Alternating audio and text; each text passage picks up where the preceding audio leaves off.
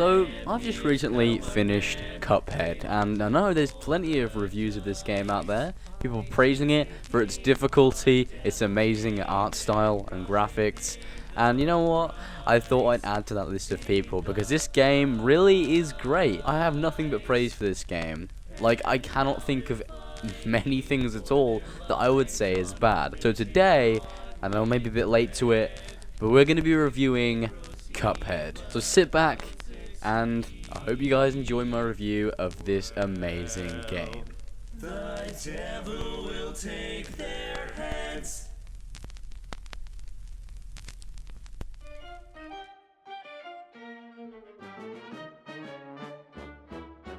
The first thing that comes to mind when talking about Cuphead is obviously its difficulty. I'm sure this is the main feature of the game because there is such a focus on this gameplay feature. It's basically the bread and butter of the game. It's what the game is comprised of. Not gonna lie, when I first saw this game, the first thing that came to my mind wasn't difficult. I thought it was gonna be a pretty fun experience and a nice platforming game, but I did not think that it was gonna be as difficult as it was, and I was surprised when I died hundreds and hundreds of times whilst playing this game. Now, this was due to things like clever placed enemies and other environmental hazards, and also various coins scattered through missions that I would risk my life to get. Like, those were pretty useful, and we'll talk about those a bit later. When you first look at this game, you look at the way the enemies are placed, you look at the various things on screen, and you're like, oh, that's not too much to handle whatsoever. And then it's not fucking easy. It's fucking horrible, and you die loads of times, and you sit there looking at the retry button, and you just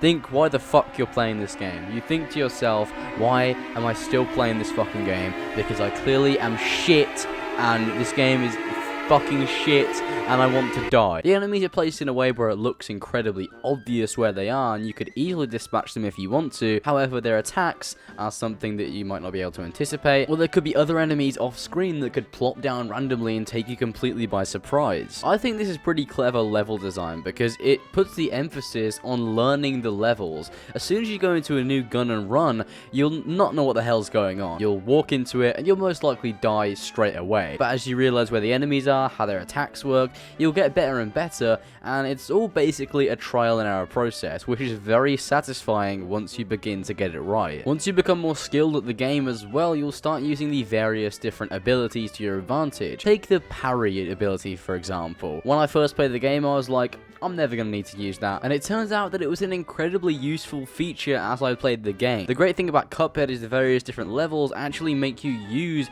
all of Cuphead's abilities, opposed to giving them to you and never really requiring you to use them at all. Another example of this is the various weapons and abilities you can get in the game from the shop vendor. All the different weapons that you can use have different shooting styles, which are good for various different situations, and I found myself changing weapons to suit the boss or level I was playing, and it did come in handy. Many people play the game and they never change their weapons out, which I guess is fine, but it made it that much easier for me when playing the bosses and playing the different levels to change the weapons to suit the type of thing I was doing. Now, I know it sounds like a really obvious thing, like obviously you're gonna change your weapon if it suits the current activity you're doing, but it really did help a whole lot, and it made the missions that much easier for me, and obviously with it being a very challenging game, you're gonna want to have that upper hand in battle. This is pretty good game design, because instead of having all of the different weapons and abilities in the game, and just having you not required to use them, it makes all of them very situational. So various different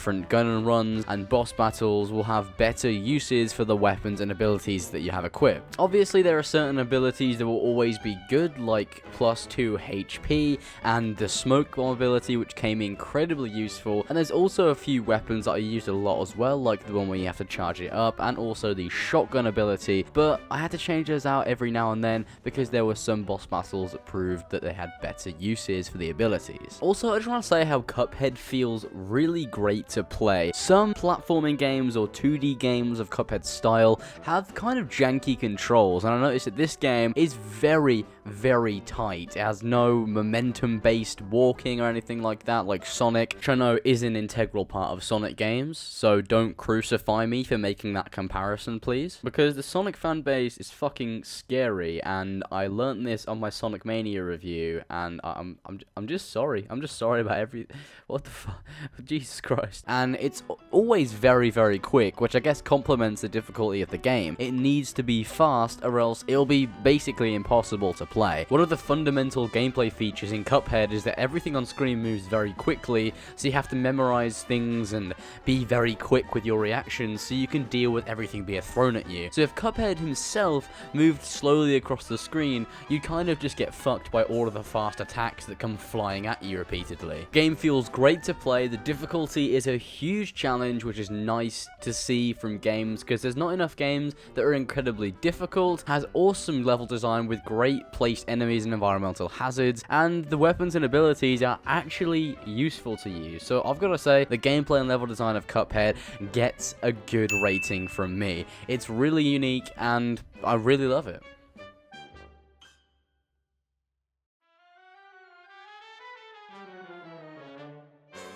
The boss battles really are the meat and potatoes content of Cuphead.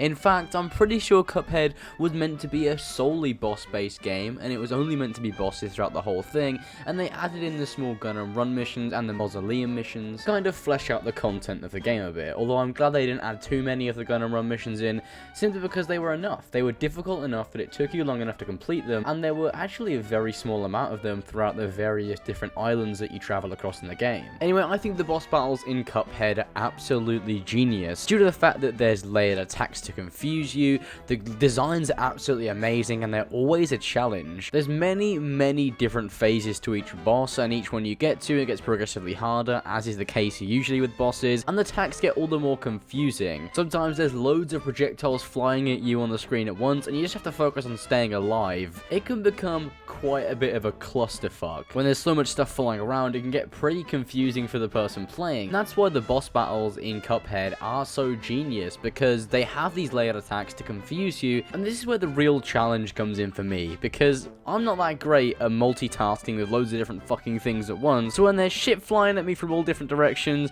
and there's things trying to fly at me, and there's fucking birds and shit and weird shit happening, I don't know what's going on, and I usually die due to all the shit I have to deal with. This was very evident in the final boss battle of the game. There was this one section that I just couldn't do it.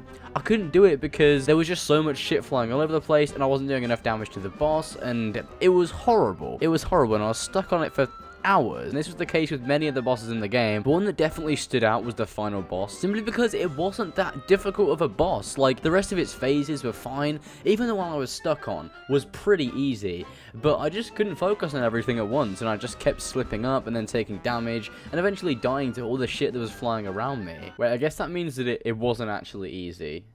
It was difficult. I just found it difficult, basically. But I had done much harder bosses in the past, and I don't know why I couldn't do that final one. Something I love about the bosses as well is that they're all so unique, and they do things you really wouldn't expect them to do. Like the boss at the very beginning of the game, once you think you'd beat it, it turns into a tombstone and starts smashing you, which I just find really cool. It's a really nice concept for a boss. I don't know, there's something so comical about a boss coming back from the grave and even killing you when it's a tombstone. The bosses are always incredibly unique, and they're always very themed around the island you're on currently. The very first island is kind of just your standard forest or fieldy area. The second one is where they kind of get more unique designs. So they all have very, fairground carnival type style to them. The third island is kind of weird, like some areas are very sea-based, whereas there's a massive bee boss in one of them. I don't know, the third island is kind of mixed match, but what I'm trying to say is all of the bosses are unique. I can remember the majority of the bosses because they're that different from each other,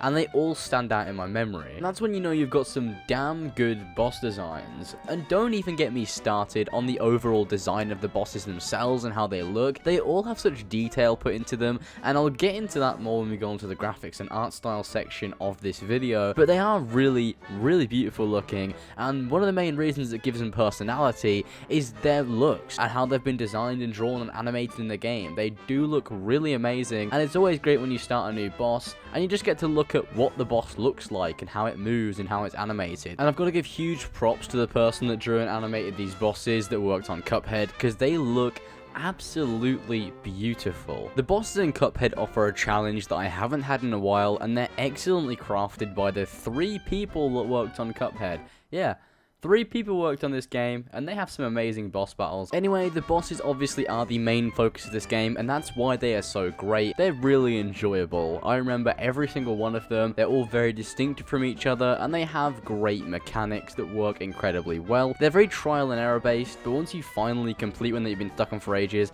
it feels fucking great. And that's one of the reasons why the boss battles stand out so much in this game, because they're incredibly hard, but they aren't impossible, which is something the developers of Cuphead have got very, very right.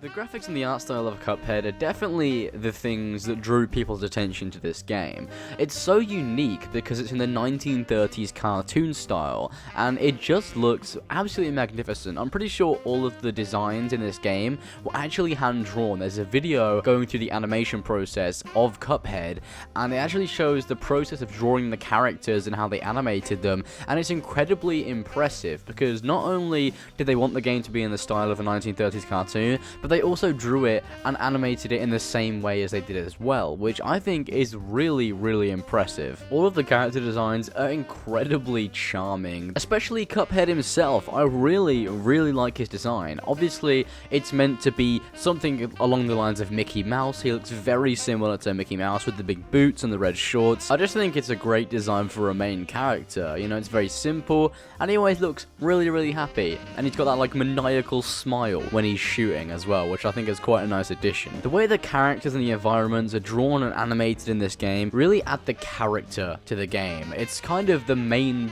look of the game. If they weren't animated as detailed or weren't designed as well as they are, then I don't think the game would have nearly as much effect in terms of its visuals. And that's where you really have to give props to the people that design these characters, because they're so detailed, they're so amazingly well animated, and it really brings this game to life. The bosses have to be some of the most impressively detailed and animated characters in the whole thing. They have a variety of different animations. They're insanely detailed in the way they move, the way they're animated, the different phases. They have so many different animations, and sometimes you forget that all of these were individually hand-drawn and animated, and the fact they're so detailed and they move in such a realistic way is incredibly, incredibly impressive. And if you haven't seen the video where they're designing the various different parts of the game and the various different animations, I recommend you guys go watch it, because it is incredibly impressive. The art style of this game really is unique, and it's absolutely beautiful. It helps the game stand out from the bunch, and I don't know, maybe I wouldn't have been as interested in this game if I hadn't seen how impressive it looked and how well it emulated 30s cartoon style. I love the style of this game.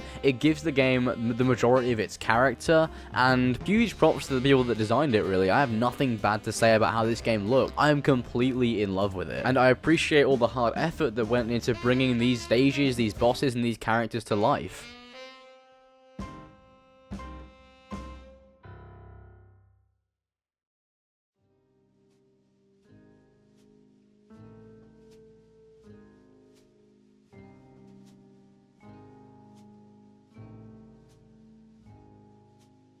Now, I don't usually talk about the soundtracks of video games in my reviews, because quite frankly, I'm not a music guy whatsoever, and I don't know much about music at all, so I don't know the terminology or anything that I would use to complement the music in this game. But what I do know is that it sounds good, and it keeps the tension going whilst playing. It's very upbeat, which means that it feels very tense when you're in a boss battle and you're almost there.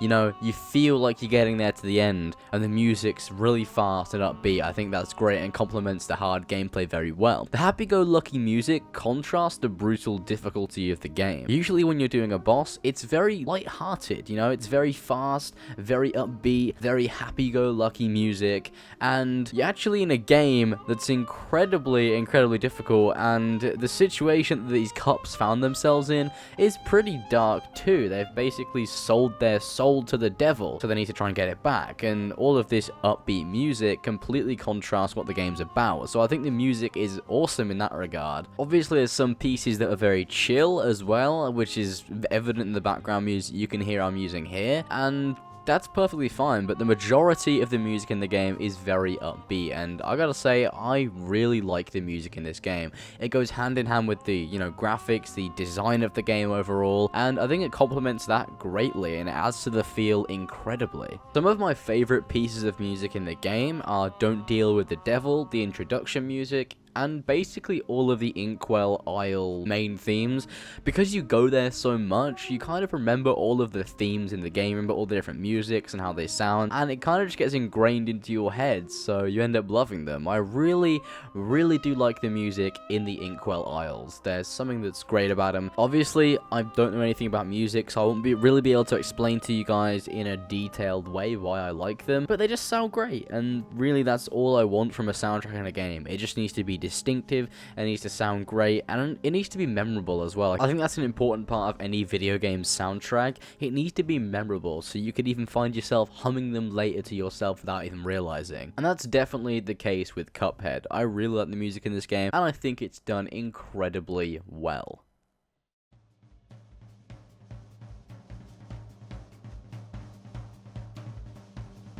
So, is the game too hard?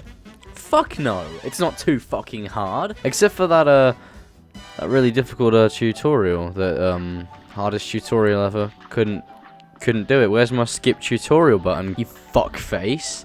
We all know this is the hardest tutorial. Why can't I just skip it, man? Let's skip the content in the game. But no, I don't think Cuphead is too difficult whatsoever. The game is very challenging, but you can in fact complete the game in like 12 to 15 hours, I heard, or something like that. It took me a while to complete the game, but you can complete the game in a very short amount of time. It isn't really that long. The game is based on trial and error, and you have to learn the levels and the bosses before you can complete them. You can't expect to go into a boss and complete it first try, unless it's just one of the easy ones that's kind of plonked in there. But for the most part, you're going to have to spend a lot of time learning the levels and learning the boss's attacks to be able to stand a chance in any fight that you're going to come across. It's ridiculous because some people even wanted to skip boss button in this game. That's ridiculous. It's a boss-based game. What are you going to do? Skip every fucking boss in the game and then have nothing left to do? I know the original statement was referring to games in general, but I've heard people saying that Cuphead should have a skip boss fight button. And I think it's pushing it having a simple mode of each boss battle in Cuphead, let alone a complete way to bypass the boss. That's just absolutely ridiculous. The game's difficulty is something that we rarely see in video games, and it's definitely a really nice change to be challenged, opposed to succeeding first try and not having any challenge whatsoever. I wasn't walking into Cuphead expecting a difficult experience, and what I got was an incredibly challenging and well thought out experience, and made me come back each time for just one more try. And when a game does that successfully, it really is a great thing. Cuphead shows you that if you stick to something long enough, you will succeed. I spent hours on the bosses in the game, never thinking that I would complete it, and when I finally did, you get that rush of energy and that feeling of satisfaction, only to go straight into another experience or another boss that you have no idea what you're doing in it, and you go through that whole ordeal again by playing the boss for hours and then finally completing it. I'm pretty proud to say I've completed Cuphead and I've overcome all of the challenges that it throws at you, and when a game makes you feel like you've accomplished something when completing it, that's when you know you have a great game.